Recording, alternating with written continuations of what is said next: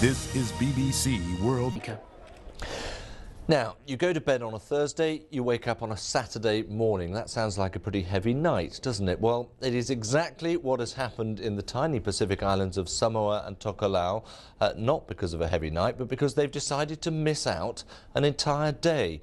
The clock struck midnight, and instead of moving into December the 30th, the country has jumped straight to the 31st. All a bit surreal, you may think, but it's all in the name of hard-nosed business sense, as Samoa looks to improve ties with its major trading partners, Australia and New Zealand.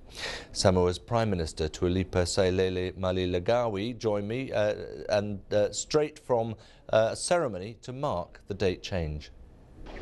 Well, it feels very great, especially we have just finished our ceremony, which formally signals the changing of our time zone. It's been attended by quite a lot of our dignitaries in Samoa, and we all feel very happy. Right, now you've done this for business reasons, haven't you? Are you able to give us an idea as to sort of quantify the benefit of changing time zones?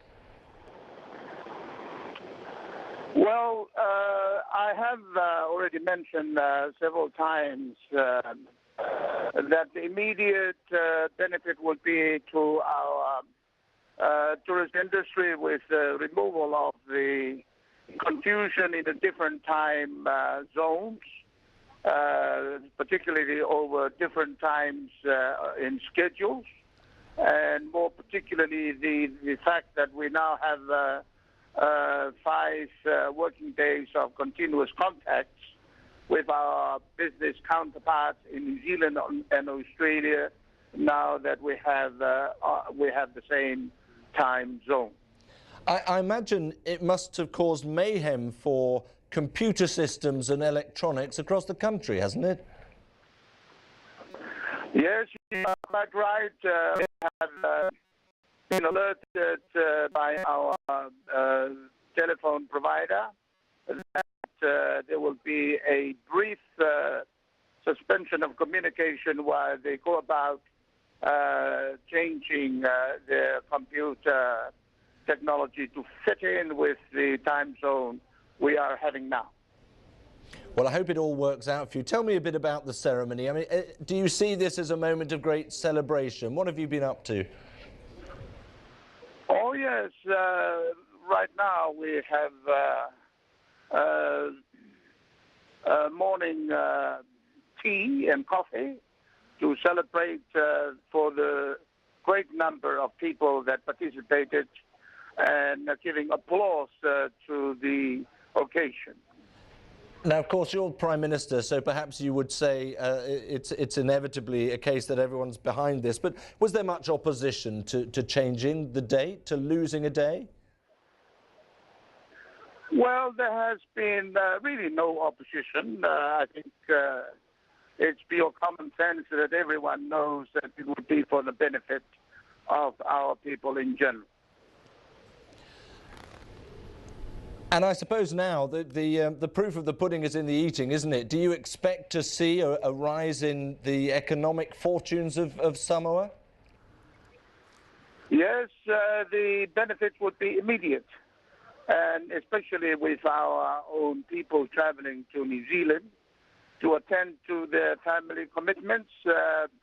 They do not need to rush now. They have more time to get prepared to attend to their travel requirements.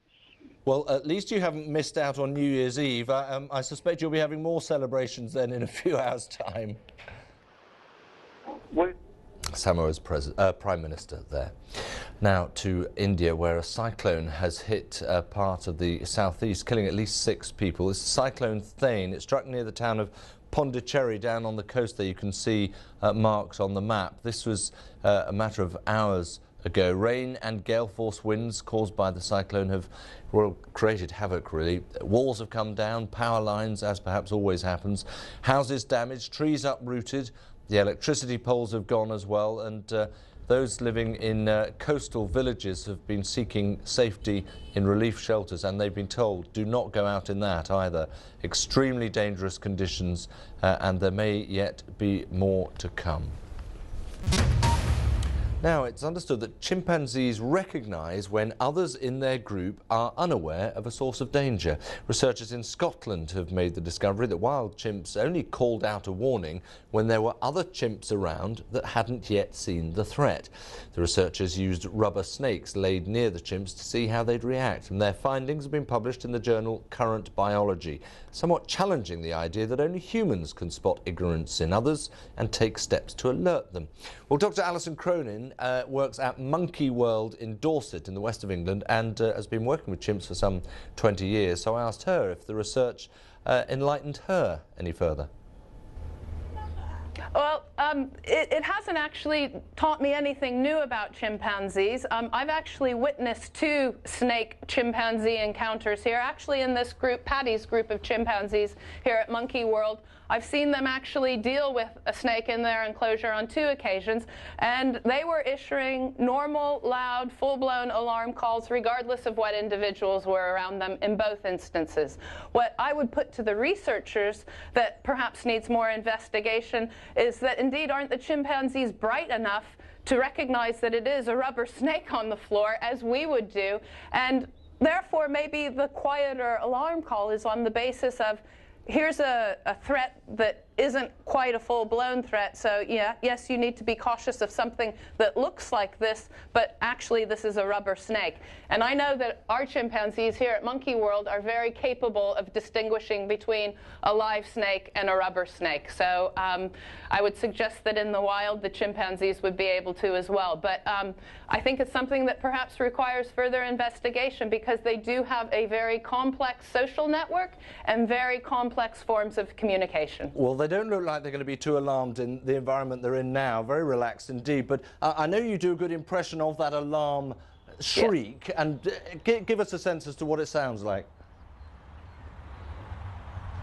Well, for the chimpanzees, they have quite a large vocabulary of chimpanzee calls, and so an alarm call, you know, you can actually hear across the park, and that's how I witnessed 2 snake encounters here at the park. Was I heard the alarm calls drifting across the park, and it goes something like wah, wah, wah, a very loud sort of bark, which you can tell even by me doing quite poor impression of a chimpanzee alarm call, that the intent is there. You can feel that it's a person or a chimpanzee making what is a very noticeable alarm call. And so it's quite a distinctive noise. And you know what they're suggesting is that they'll modify, the chimpanzees will modify that alarm call in the presence of others who perhaps aren't aware of what the potential threat is. Dr. Alison. Flash News. Funding was made possible by the Freeman Foundation of New York, Stowe, Vermont, and Honolulu.